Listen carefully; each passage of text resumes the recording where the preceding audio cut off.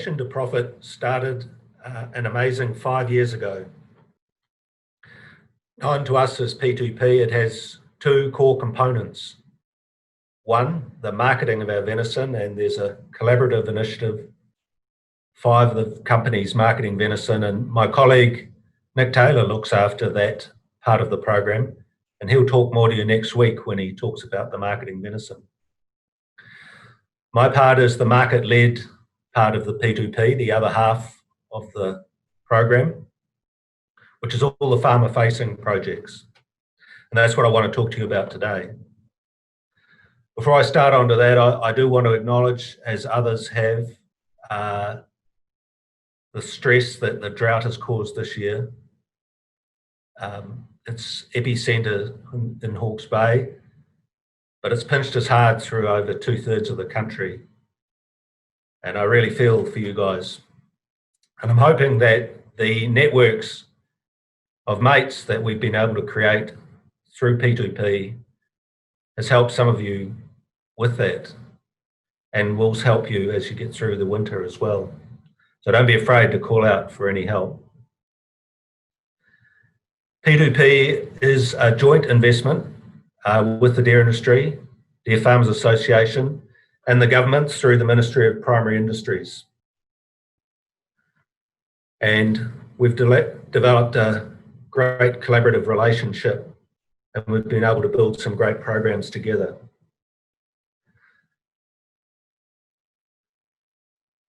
COVID-19 was the disruption we didn't need on top of everything else. But it's also enabled us to pivot into a new way of interacting. We went suddenly from being outstanding in our field to being outstanding on the small screen. And we're able to pursue quite a few initiatives as a part of that.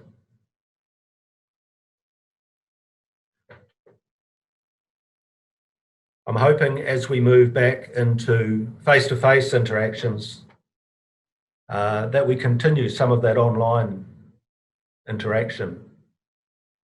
Really, there's nothing other than time zones that stop us from beaming in anyone from anywhere in the world.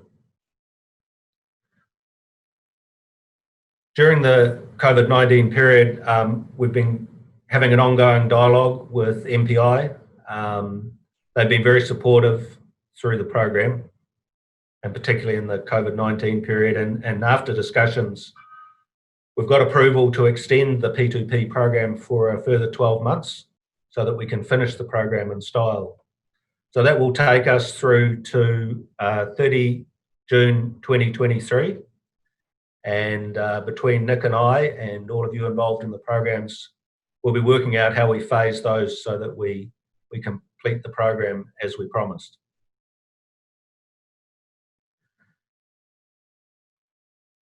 P2P, perhaps the most famous flagship product we have is our advanced parties, and they've been a fantastic initiative. During COVID-19, or during this period that COVID forced us into some form of lockdown, we would normally have had some advanced party chair forums where the chairs would gather regionally.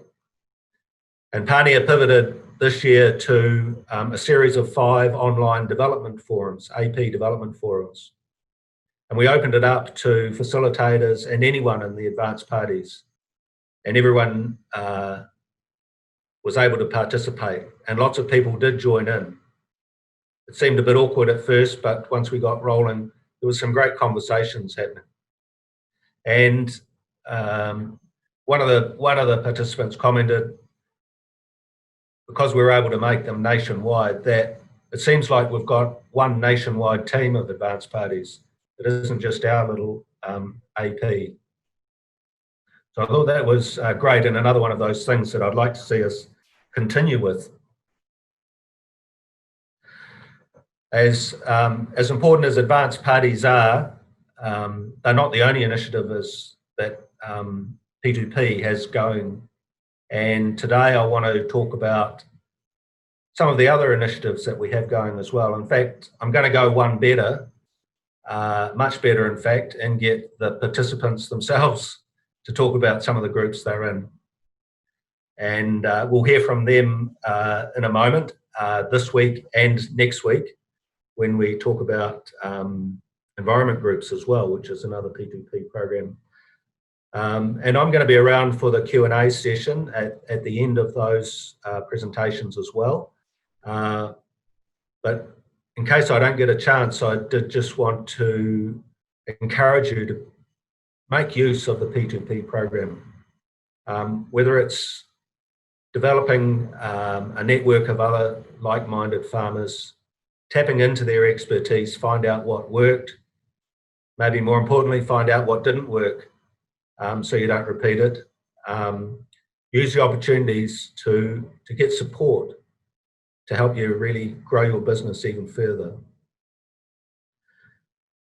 And now let's hear from some of those participants in the other groups and see what they're up to. Thank you for your time.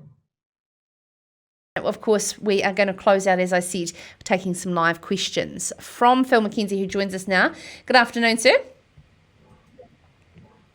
Afternoon, Sarah.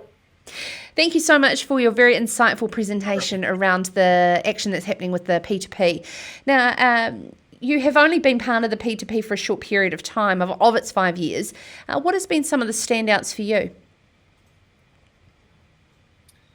I guess the standout for me, Sarah, has been the way we were able to use the proven engagement techniques that have been developed over the last 5 years with advance parties, and using the networks and the contacts that the DFA had. We were able to pivot and get 14 dairy industry environment groups going over the last 12 months, which was just fantastic to be able to leverage the learnings. Oh, absolutely. A huge undertaking. You've got a whole range of projects, as you just said, underway. Are you looking to add anything new? I think it's been something I've noticed as I've come in that it's been an innovative program from the start, and I think that reflects the industry as a whole.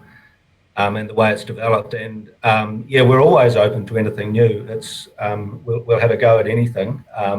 It has to broadly fit within the parameters of the P2P program and agreements, but we've been able to stretch that to a wide range of areas, and doing things new, doing things differently is what we're all about. You mentioned in your presentation about a lot of the partnerships that you've been able to achieve. How important are they, and can you give some examples of their success?